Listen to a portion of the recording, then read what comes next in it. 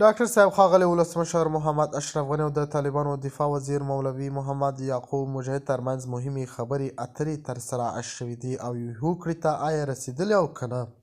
د باور ټي وي چینل درنو لیدونکو سلام، ستړي مه شئ، وخت مو په خیر. په سر کې یادونه کوم که باور ټي وي چینل مو نه وي سبسکرایب کړی، په درنښت سره باور ټي وي چینل سبسکرایب کړئ. د افغانستان پخوانی ولسمشر اشرف غني په تازه څرګندونو کې تایید کړه چې هغه د طالبانو د حکومت د وزیر ملا یعقوب سره یو لړ مهمې خبرې کړې دي.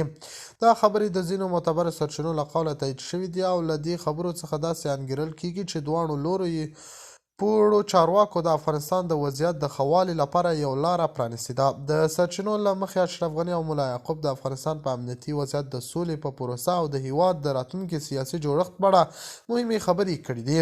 دواړو خواوو توافق کړی چې باید افغانان یو والي او د هیواد د ثبات لپاره یو ځای کار وکړي. پخوانی ولسمشر اشرف غني د خپل موقف په اړه وویل چې د افغانانو د سولې او هوساینې لپاره باید د ټولو سیاسي جریانونو ترمنځ تفاهم او همغږي رامنځته شي. هغه ټینګار وکړ چې د هیواد راتلونکي لپاره د ټولو افغانانو ګډه هڅه اړینه ده.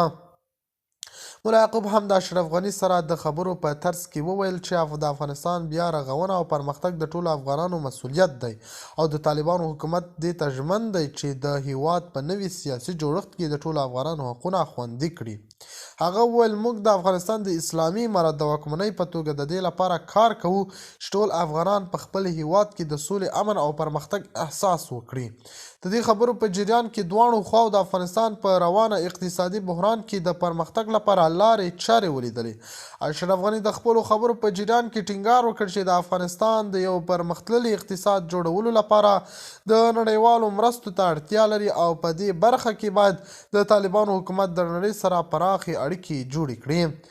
د باور ټي وي چینل درنو لیدونکو دا و زموږ ته د مهال چمتو کړی خبر تر بیا ښې چارې.